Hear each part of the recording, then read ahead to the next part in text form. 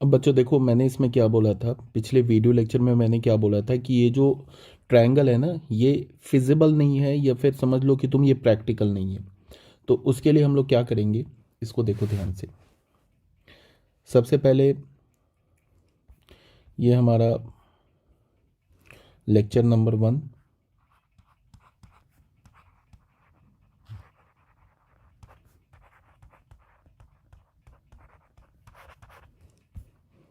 अब ये है हमारा lecture number 2।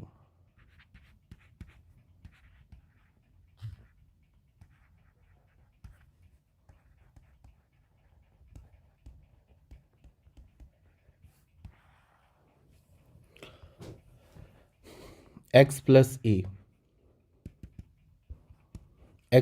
A to the power 0 क्या होगा? ये तो 1 होगा। ठीक है, इसमें तो कोई प्रॉब्लम है नहीं। X plus a to the power 1। Problem हमें क्या आ रहा था? प्रॉब्लम हमें कॉफिशेंट सेलेक्ट करने में आ रहा था। ठीक है, ये जो वेरिएबल है इसका पैटर्न तो हमें पता चल गया। कॉफिशेंट में प्रॉब्लम आ रहा था, तो इसके लिए हमने क्या किया कि हमने x plus a to the power 1 को क्या लिख सकते हैं? X plus a. अब मैं एक्स को क्या लिख सकता हूँ? एक्स को मैं लिख सकता हूँ 1c0 एक्स पे पावर 1 माइनस 0 ए पे पावर 0। देखना ये एक्स लिखा हुआ है। ठीक है, 1c0 का वैल्यू क्या होगा? 1। एक्स पे पावर 1 माइनस 0 इज एक्स, ए पे पावर 0 इज 1। फिर मैं ए को क्या लिख सकता हूँ? अगला जो टर्म है ना ए, इसे मैं क्या लिख सकता हूँ? 1c1 एक्स पे पावर इस दोनों का, ये जो हमारे पास 1 है, इन दोनों का डिफरेंस 1 - 1। और ए पे पावर यहाँ पे जो सी का जो लोअर सबस्क्रिप्ट है वो 1। ये देखो ये क्या लिखा हुआ है? ये ए लिखा हुआ है। और ये क्या लिखा हुआ है? ये एक्स लिखा हुआ है। समझ में आ रही है बात? अभी पैटर्न पता चलेगा तुम्हें। एक्स प्लस ए का होल स्क्वायर, ये क्या होता है? ये होता है ना हमारा x square plus 2ax plus a square. ठीक है ना? अब देखो एक्स स्क्वायर को मैं कैसे लिखूंगा। ये जो पहला टर्म है ना, इसका कोफिशिएंट ऐसे लिखूंगा 2। जो हमारा एक्स प्लस ए का जो इंडेक्स है 2c, स्टार्ट कहाँ से करूंगा? 0 से। और जो पहला टर्म है ना एक्स, उस पर पावर क्या होगा? 2 - 0। और जो दूसरा टर्म है ना ए, उस पर पावर क्या हो जाएगा? 0। फिर क्या होगा? 2c, 0 के बाद फिर 2c1। फिर ये जो पहला टर्म है एक्स, उस पर पावर 2 - 1, दोनों का डिफरेंस। और जो दूसरा टर्म है उस पर पावर 1। ये हमारा क्या लिखा हुआ है? ये हमारा एक्स स्क्वायर लिखा हुआ है। और ये क्या लिखा हुआ है? ये लिखा हुआ है 2ax। 2c1 का वैल्यू क्या होता है? 2। एक्स पे पावर 2 - 1 इज एक्स, एंड ए पे पावर 1 इज ए। अब ये ए स्क्वायर को मैं कैसे लिखूंगा? देखो 2c0 पहला कॉफिशेंट आ गया हमारा, दूसरा कॉफिशेंट क्या आ गया? 2c1। तीसरा कॉफिशेंट क्या होगा? 2c2। और एक्स पे पावर क्या होगा? 2 - 2। और ए पे पावर क्या होगा? 2। ये हमारा क्या लिखा हुआ है? ये ए स्क्वायर लिखा हुआ है। समझ में आ रही है बात? 2c2 क्या होगा? 1। एक्स पे पावर 2 - 2 इज एक्स पे पावर 0, एक्स पे पावर 0 इज 1, तो फिर क्या बचा? ए स्क्वायर। अब देखो पैटर्न अभी तुम्हें पता चल जाएगा या पता चल गया होगा। अब जैसे देखो क्या है, x plus a to the power 3। इसको हम लोग कहाँ से स्टार्ट करेंगे? ऐसे 3 है ना इंडेक्स, तो 3c0 से स्टार्ट करेंगे। 3c0 लिख दिया। पहला जो हमारा x, उस पर पावर क्या होगा? 3 - 0। दूसरा हमारा a, उस पर पावर क्या होगा? 0। फिर क्या लिखेंगे? 3c0, उसके बाद 3c1। फिर जो पहला टर्म है x, उस पर पावर क्या होगा? 3 - 1। दूसरा टर्म है ना a, उस पर पावर होगा 1। फिर क्या होगा? 3c2। कहाँ तक जाएंगे? 3c3 तक जाएंगे। 3c2, पहला जो x होगा उस पे पावर क्या होगा? 3 - 2। दूसरा क्या होगा? ए पे पावर 2। फिर क्या होगा? 3c3।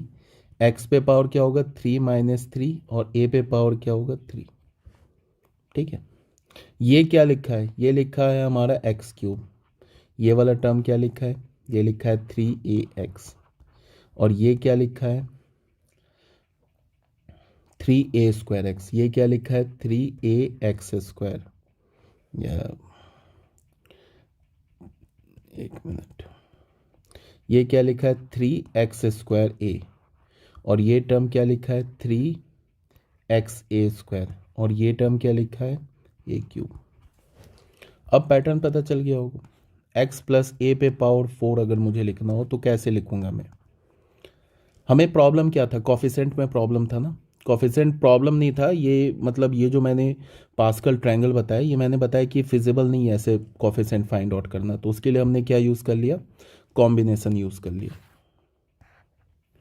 ठीक है, इसको मैं क्या लिख सकता हूँ, इसको मैं लिख सकता हूँ 4c, कहाँ से स्टार्ट करूँगा 0 से।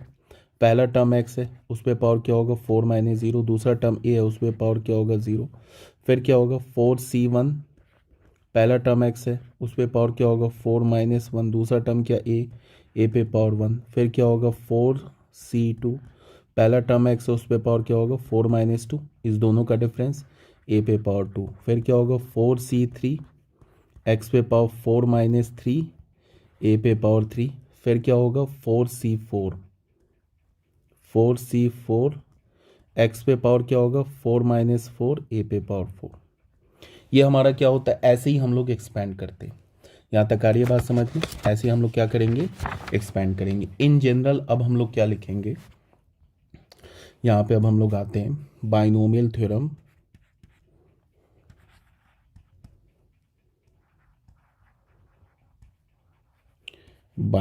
Theorem for positive integral index.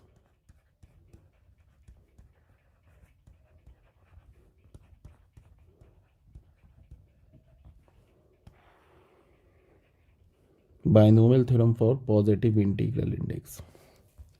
ये थ्योरम हमारा क्या है देख लो।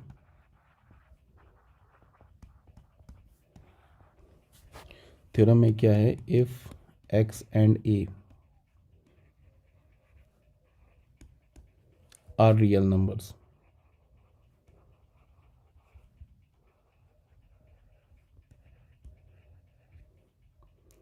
then for all n belongs to natural number।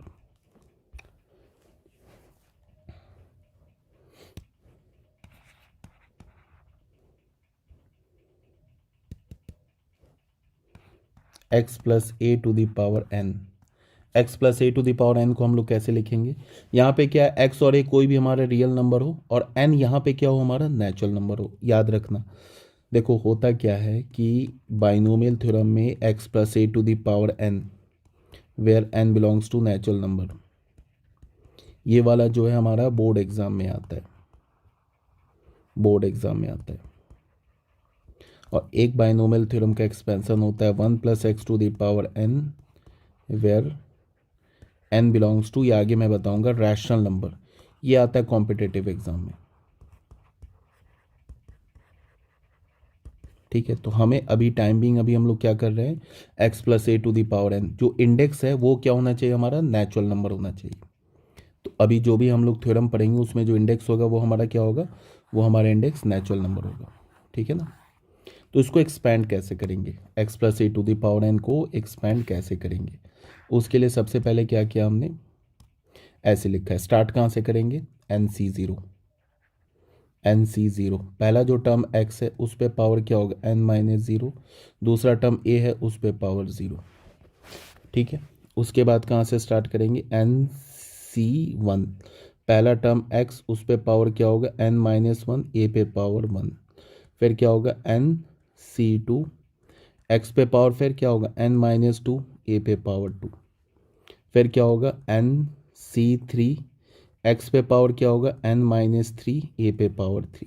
अब तुम देखो पैटर्न समझो, ये हमारा जो है ना ये फर्स्ट टर्म है, बात को सुनना ध्यान से, और ये हमारा क्या है सेकेंड टर्म है,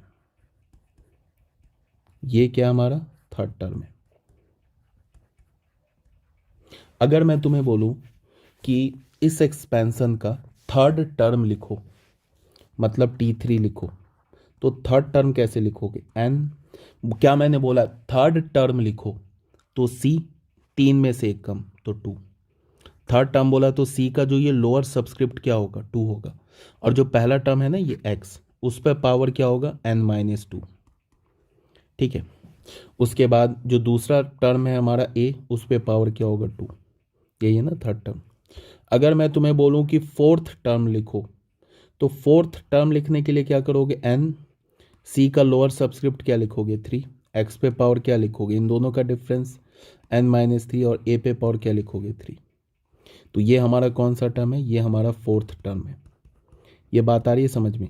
और मैं अगर तुम्हें ये दिखाऊं और बोलूं कि ये बताओ कि ये कौन सा टर्म है, बात को सुनना, यहाँ पे कंफ्यूज नहीं करना। मैं बोलूँ कौन सा टर्म है, तो सी का जो लोअर सबस्क्रिप्ट है ना उसमें 1 ऐड कर दो, तो 2 में 1 ऐड करोगे तो थर्ड टर्म है। फिर अगर मैं ये दिखा के तुम्हें बोलूँ कि बताओ ये कौन सा टर्म है, तो सी का जो लोअर सबस्क्रिप्ट है ना 3, इसमें 1 ऐड कर दो, तो ये फोर्थ टर्म है। और मैं अगर बोलूँ कि फोर्थ टर्म लिखो, तो क्या होगा, एन सी, 4 में से एक कम 3, एक्स पे पावर क्या होगा, n-3, ए पे पावर क्या होगा, 3। अगर मैं बोलूं तुम्हें टेंथ टर्म लिखो, तो क्या लिखोगे, एन सी, 10 में से एक कम 9, एक्स पे पावर क्या होगा, n-9, ए पे पावर क्या होगा, 9। यहाँ तक बात समझ में आ रही होगी क्या बोला जा रहा है। तो अभी तक हमने इस एक्सपेंशन के कितने टर्म्स लिखे हैं, फोर्थ टर्म। और इस एक्सपेंशन के x+a⁴n, इस एक्सपेंशन के टोटल कितने टर्म्स होंगे, मैंने बताया पिछले वीडियो लेक्चर में, जो भी इंडेक्स होता है ना उससे एक ज़्यादा। यहाँ पे इंडेक्स क्या हमारा, यहाँ पे इंडेक्स n है, तो टोटल कितने टर्म्स होंगे, n+1 टर्म्स होंगे। ठीक है, तो ये फोर्थ टर्म हो गया। ऐसे ही फिफ्थ टर्म भी आ जाएगा। फिफ्थ टर्म क्या होगा, n-c, 5 से एक कम 4, एक्स पे पावर क्या होगा, n-4, a⁴ ऐसे ही करते हुए अगर मैं तुम्हें बोलूं कि आरथ टर्म लिखो, कोई जनरल टर्म बोल दिया, आरथ टर्म लिखो, तो आरथ टर्म क्या होगा इसका, एन सी, आर से एक कम r-1, एक्स पे पावर क्या होगा, n में सी का अपर सब्सक्रिप्ट क्या होगा, n में से r-1 सब्ट्रैक्ट कर दिया, और ए पे पावर क्या होगा, r-1। ये कौन सा टर्म है, ये आरथ टर्म है, बात को समझना ध्यान से, ये आरथ टर्म है। अब अगर मैं बोलूं कि r+1th टर्म लिखो, तो r+1th टर्म, तो क्या क्या, जैसे मैंने बोला थर्ड टर्म लिखो, तो 3 में से एक कम किया तो सी का लोअर सब्सक्रिप्ट क्या हो गया, 2 हो गया ना। तो अगर मैंने बोला r+1th टर्म लिखो, तो एन सी, r+1 से एक कम करोगे तो क्या आ जाएगा, r, तो ये आ जाए हो जाएगा r। फिर x पे पावर क्या होगा, n-r, ए पे पावर क्या होगा, r। ये कौन सा टर्म है, ये r+1th टर्म है। ठीक है,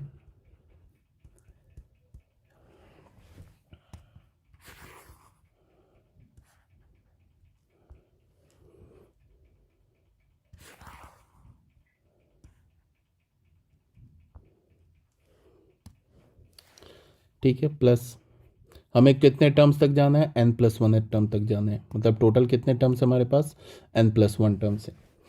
अब ये जो rth टर्म है ना, ये काम का टर्म है, इसे हम क्या बोलते हैं, जनरल टर्म बोलते हैं। ये जो r+1 टर्म है इसे हम क्या बोलते हैं, जनरल टर्म बोलते हैं। और टोटल कितने टर्म्स होंगे, टोटल n+1 टर्म्स होंगे। तो n+1 टर्म्स होंगे, तो मैं बोल रहा हूँ अब कि nth, मैं बोल रहा हूँ कि nth टर्म लिखो। अब क्या लिखो, nth टर्म। तो nth टर्म क्या होगा, एन सी, एन में से एक कम किया, फिर x पे पावर n-1, और a पे पावर क्या होगा, n-1। तो ये कौन सा टर्म है, ये nth टर्म है। nth टर्म जो होगा ये सेकेंड लास्ट टर्म होगा, because total number of terms कितने हैं, n+1 है।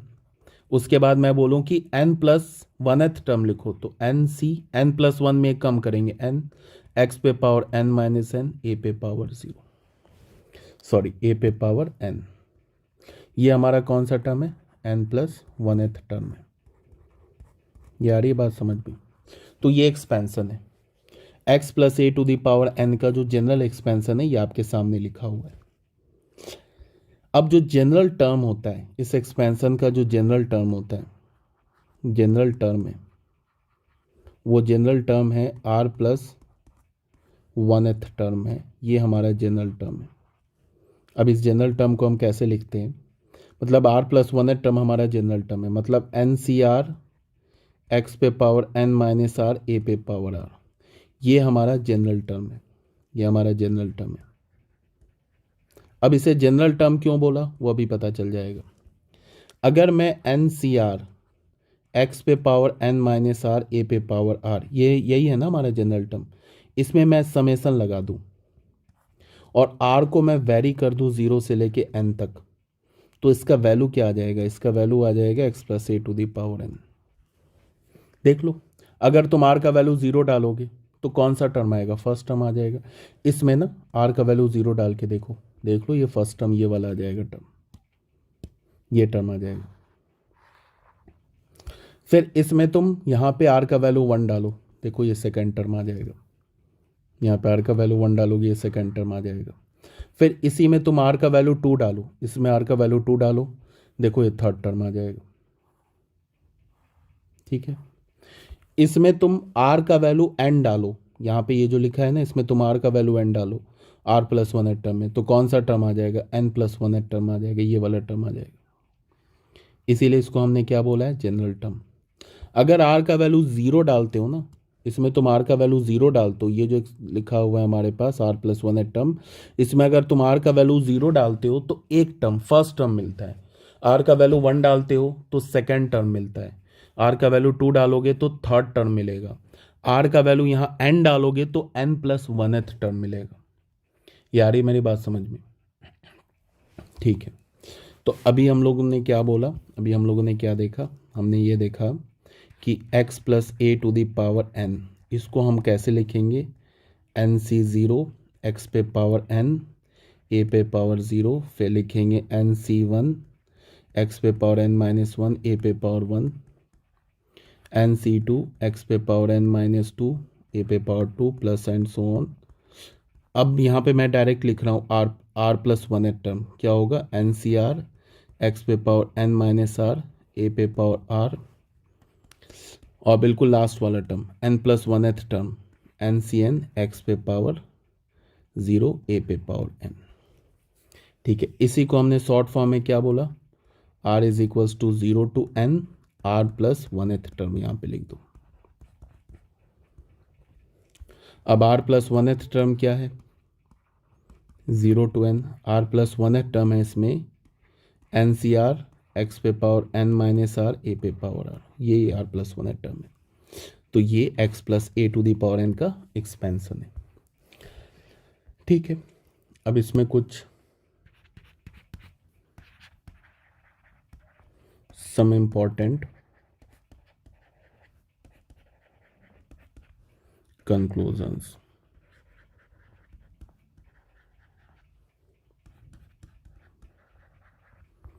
From the binomial theorem.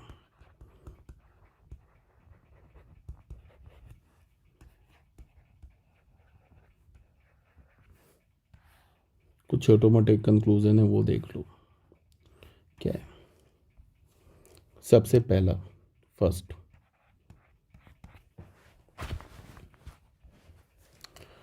चलो एक बार फिर से लिखते हैं, x plus a to the power n को क्या बोला हमने, इसको हमने बोला एन सी 0 एक्स पे पावर एन माइनस 0 ए पे पावर 0, फिर बोला एन सी 1 एक्स पे पावर एन माइनस 1 ए पे पावर 1, एन सी 2 एक्स पे पावर एन माइनस 2 ए पे पावर 2, प्लस फिर क्या लिखा एन सी आर एक्स पे power n minus r a पे पावर आर। बच्चे ये आर प्लस 1 टर्म है, इसको समझना है, ये क्या हमारा आर प्लस 1 टर्म है, प्लस अब लास्ट वाला टर्म लिखेंगे एन प्लस 1 टर्म, तो एन प्लस 1 टर्म क्या होगा, एन सी एन एक्स पे पावर 0 ए पे पावर एन। इसी को हम शॉर्ट फॉर्म में क्या लिख सकते हैं, r is equals to 0 to n, और यहाँ पे क्या लिखेंगे आर प्लस 1 टर्म, और जो आर प्लस 1 टर्म होगा वो हमारा क्या होगा, जनरल टर्म होगा। इसको हम क्या लिख देंगे, r is equals to 0 to n, और यहाँ लिखेंगे एन सी आर एक्स पे power n minus r a पे पावर आर। यहाँ तक आ रही है बात समझ में, ये हमारा फर्स्ट। अब यहाँ से क्या है, आर यहाँ से कितने वैल्यूज ले सकता है, 0 से लेके एन तक। ठीक है, आर कहाँ से कहाँ तक वैल्यू ले सकता है, आर का पॉसिबल वैल्यू क्या है, आर का वैल्यू है 0 1 2 3 से लेके कहाँ तक जा रहा है आर, एन तक। तो जितने आर के पॉसिबल वैल्यूज होंगे उतने ही नंबर ऑफ टर्म्स होंगे। तो नंबर ऑफ टर्म्स कितने हो गए, नंबर ऑफ टर्म्स कितने हो गए इन द एक्सपेंशन ऑफ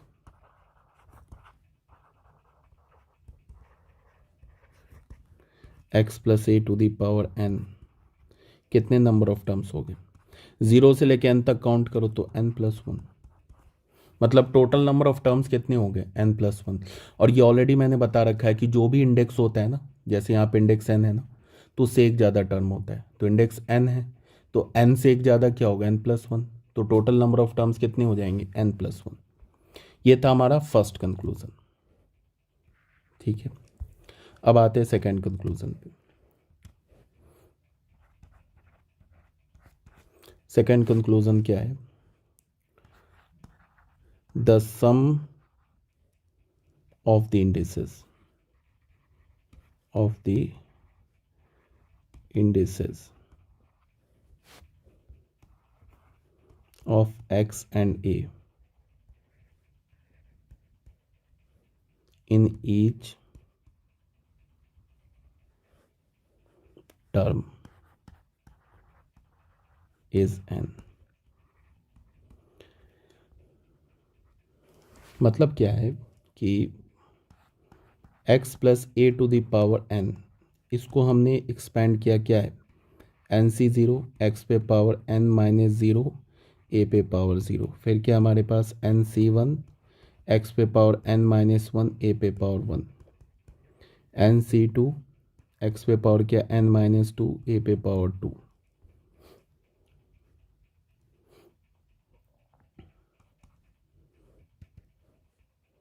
क्या ये एन सी थ्री, एक्स पे power n minus three, a पे पावर थ्री, क्या है फिर यहाँ पे n C r plus one है टर्म, क्या होगा एन सी आर, एक्स पे power n minus r, a पे पावर आर, ये हमारा क्या है आर प्लस वन है टर्म है, और यही हमारा जनरल टर्म है,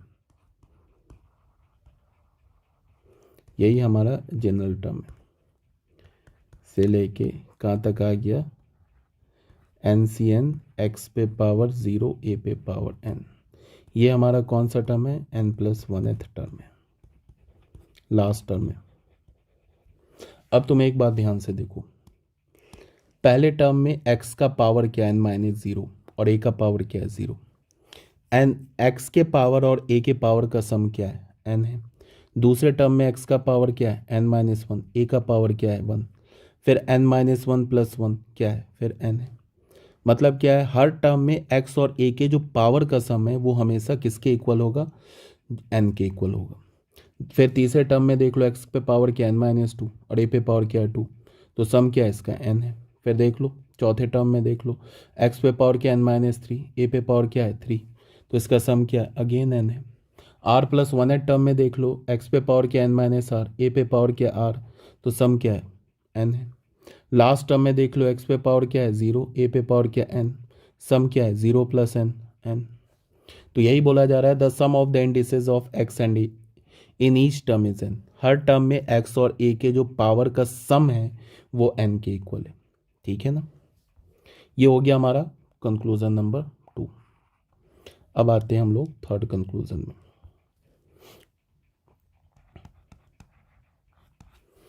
थर्ड कंक्लूजन में क्या है, हमने एक फॉर्मूला पढ़ा था ना, n C r is equals to n C r minus one for r is equals to,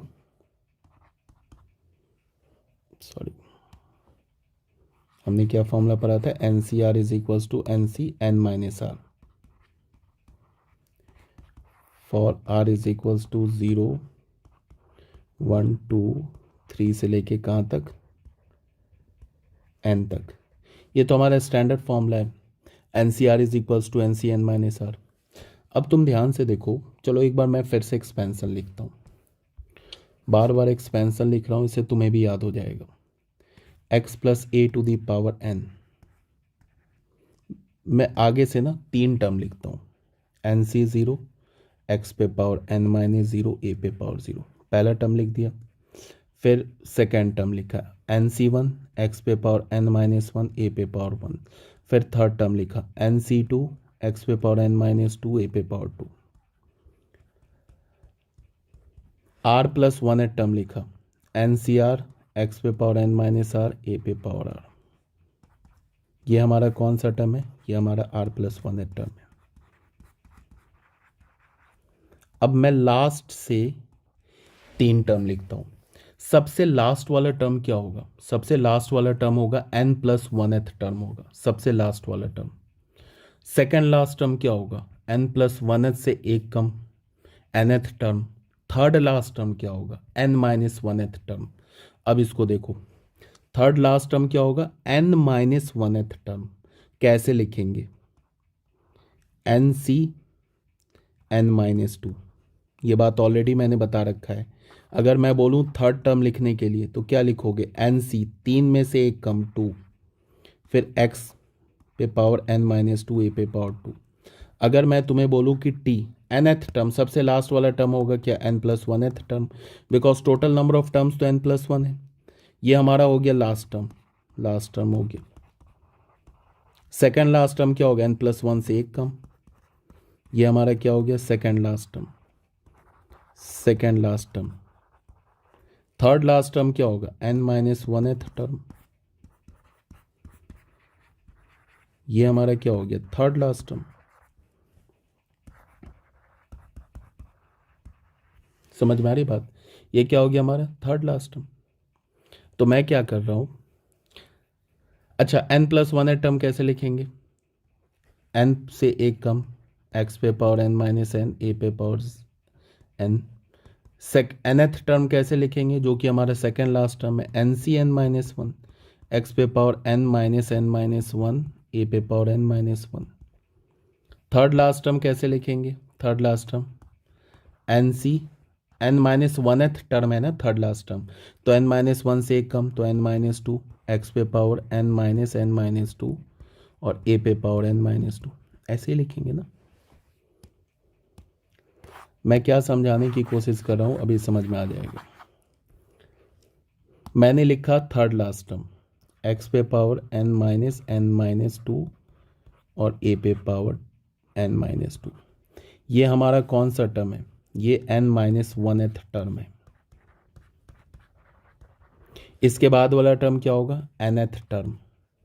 n minus 1 के अगला टर्म क्या होगा? nth term. कैसे लिखेंगे? NC n माइनस 1 x पे पावर n माइनस 1 और a पे पावर n माइनस 1। ये हमारा कौन सा टर्म है? ये nth टर्म है।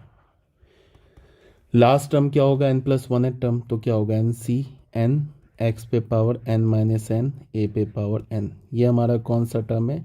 ये हमारा n प्लस 1th टर्म है। ठीक है ना।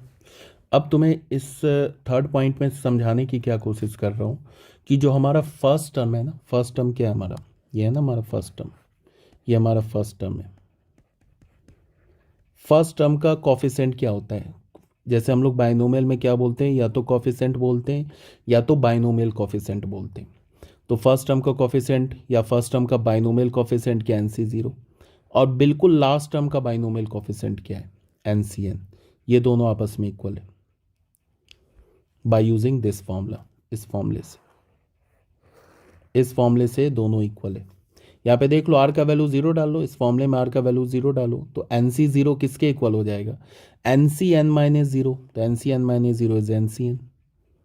फिर सेकेंड टर्म का बाइनोमियल कॉफिशेंट क्या है? NC1। और सेकेंड लास्ट टर्म का बाइनोमियल कॉफिशेंट क्या है? NCN minus 1। ये दोनों आपस में इक्वल है। फिर थर्ड टर्म का बाइनोमियल कॉफिशेंट क्या है? NC2।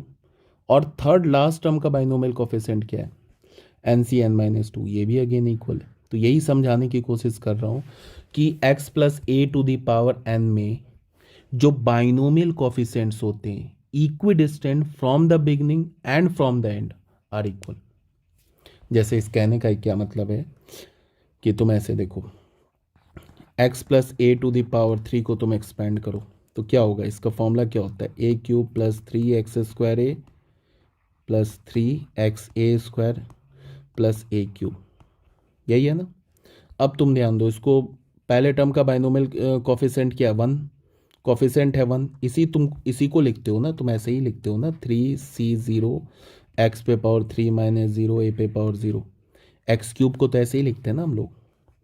फिर क्या लिखते हैं, 3x² को कैसे लिखेंगे, ऐसे ही लिखेंगे ना, 3c1 x पे पावर 3 माइनस 1 a पे पावर 1। फिर क्या लिखेंगे, 3c2 x पे पावर 3 माइनस 2 a पे पावर 2।